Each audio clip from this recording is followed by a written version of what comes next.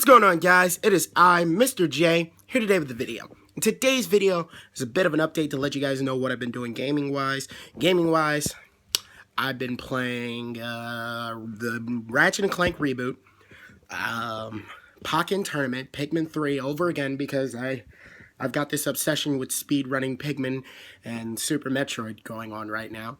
My fastest completion time in Super Metroid, and that's with my fastest completion time with of 100%ing, my fastest completion time of an 80% run. My fastest for 100% run is an hour and a half. For any completion, for any percentage for completion for Super Metroid, my fastest speed running time, I want to say is, I can check my Wii U, but I want to say it's like maybe an hour, 45 minutes, because Super Metroid is not a long game if you don't go for every goddamn thing.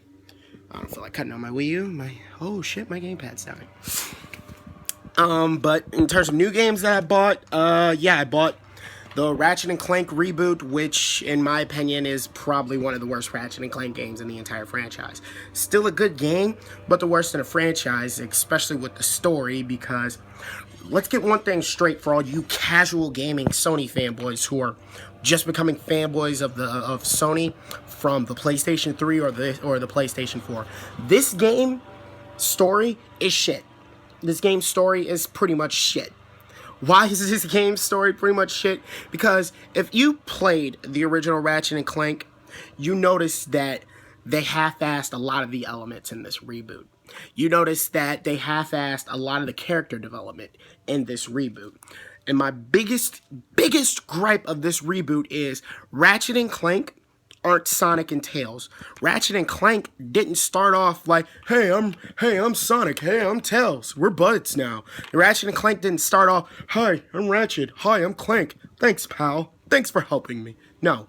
In the beginning, in the original on the PS2, Ratchet thought Clank was a know-it-all douchebag, basically.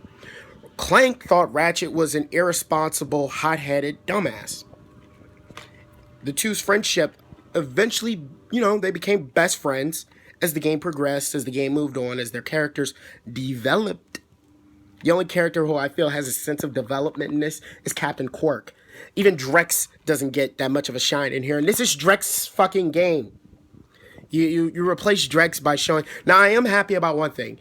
Getting to see the squishy Dr. Nefarious is a heartwarming thing to any Ratchet & Clank fan.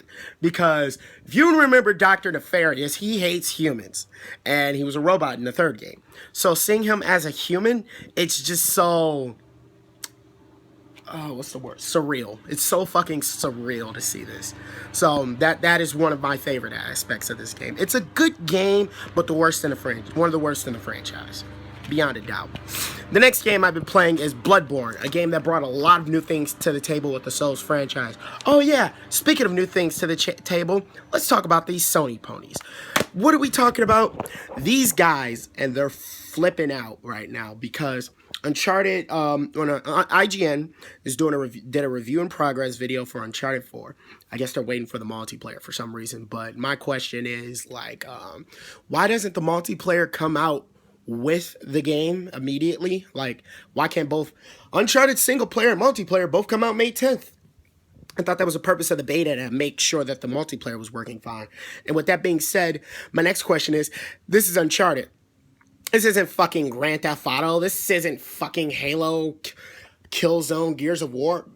Some shooter which it relies on its multiplayer heavily for the replay value of this game, because not many people are going to go back and play the fucking story. People want to play that multiplayer.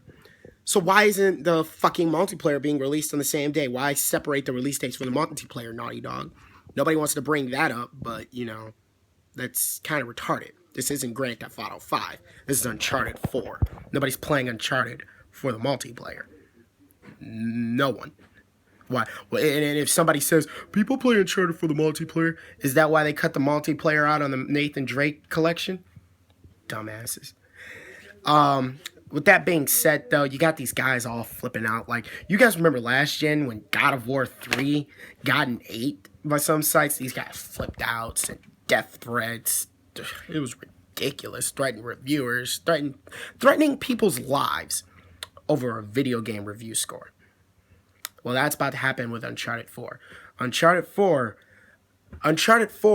A Thief's End, 8 out of 10 death threats. You Sony fanboys need to get it together, because you are just further proving that your fan base and your fanboyism ways are what's wrong with this industry.